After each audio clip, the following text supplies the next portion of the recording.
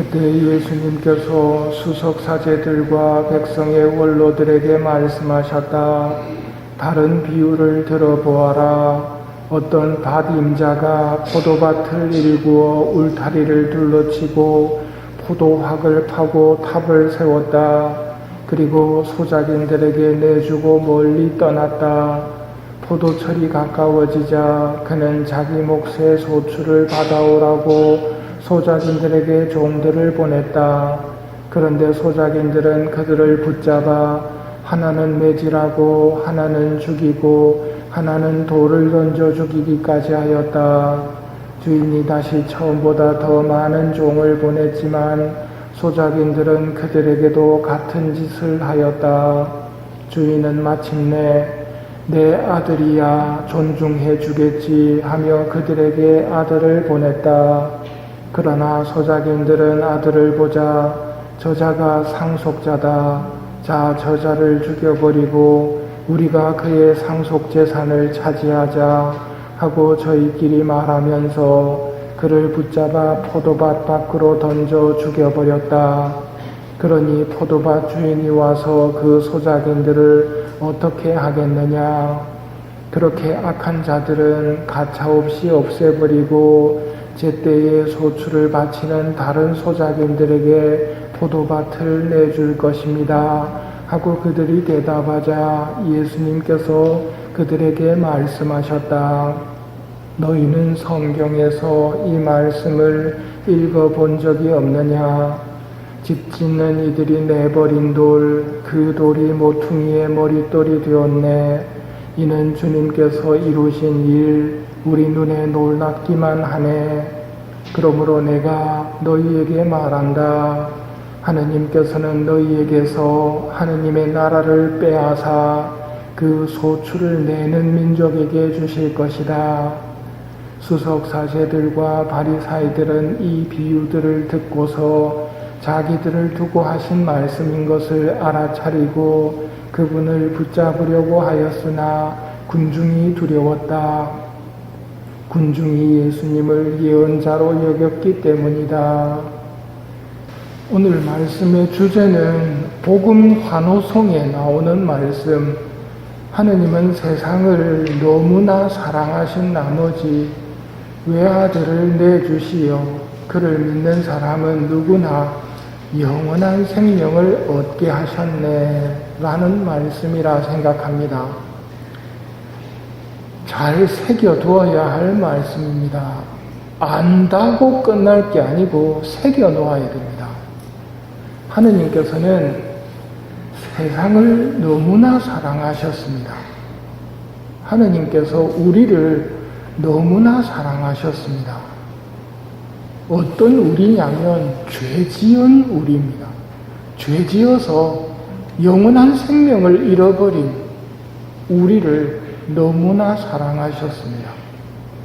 그래서 외아들을 내주셨습니다. 그 외아들을 통해 우리가 다시 영원한 생명을 얻기를 바라셨기 때문입니다. 그런데 아담과 하와, 하느님의 말씀을 못 믿고 뱀의 말을 믿었던 인류는 다시 한번 하느님의 말씀을 따르기보다 자기가 하느님 자리에 앉기를 고집합니다. 어떻게 하는 게 자기가 하느님 자리에 앉는 걸까요? 하느님의 말씀, 하느님의 계명을 무시하고 내가 하고 싶은 대로 하겠다는 것이 내가 하느님 자리에 앉아 굴림하고 세도를 부리는 모습입니다. 그럼에도 하느님은 우리를 너무나 사랑하신 까닭에 내 아들이야 존중해 주겠지 하며 그들에게 외아들을 보냅니다. 그러자 악한 사람들이 외칩니다. 저자가 상속자다. 저자를 죽여버리고 우리가 그의 상속 재산을 차지하자. 어떻게 이렇게까지 변질이 되었을까요? 자기 게 아닌데 죽여버리고 그걸 차지하려고 하는 인간의 모습은 굴림하기 위해서는 무엇이든지 하는 악한 인간의 모습입니다. 그러나 하느님을 믿고 하느님께 소출을 바치는 민족들이 하느님 나라를 차지하게 됩니다. 예수님이 선포하시고 선물로 우리에게 주려고 하셨던 하느님 나라는 소출을 잘 내는 사람들이 차지하게 됩니다. 소출이 뭘까요? 가장 가까이는 우리가 하느님께 바치는 기도들입니다. 의무기도, 아침 저녁 기도, 식사 전후 기도, 삼종 기도, 이런 것들을 하는 것은 소출을 바치는 겁니다. 그럼 소출을 안 바치는 사람은 기도 안 하는 사람이지요. 바리사이들이 빠진 잘못이 뭐냐면 자기들은 소출을 바친다고 생각했습니다.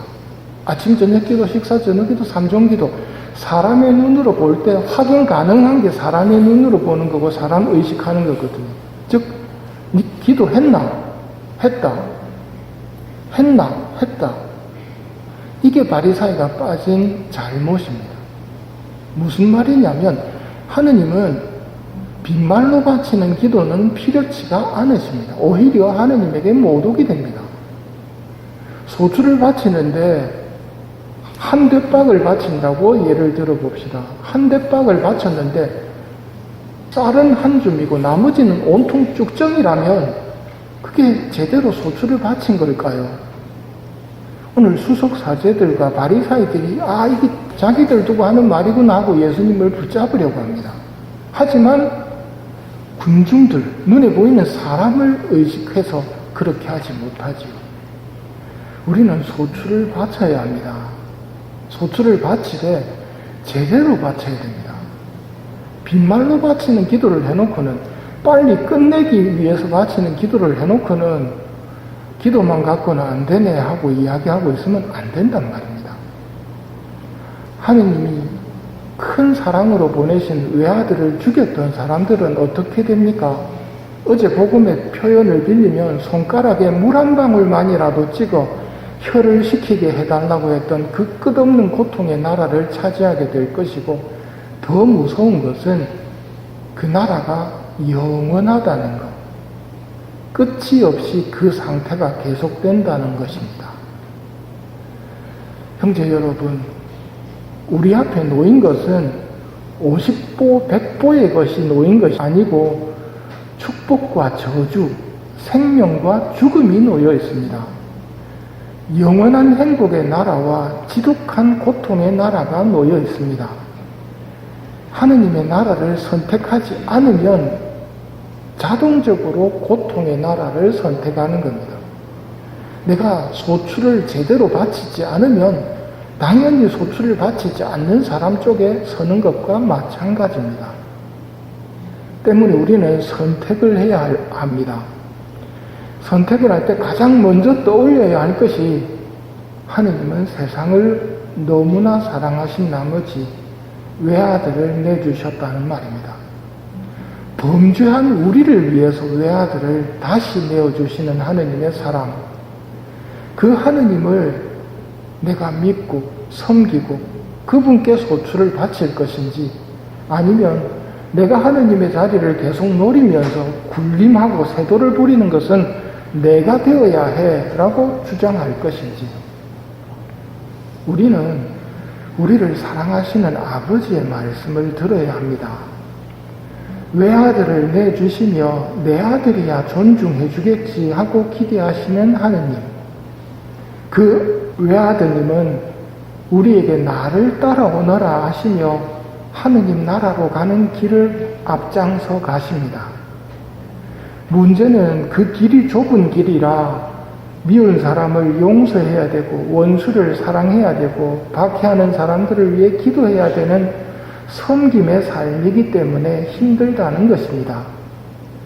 하지만 예수님이 앞서 걸어가시는 그 길이 유일한 영원한 행복의 나라로 가는 길임을 믿고 그 길로 불러주셨음에 기뻐하고 감사드려야 합니다.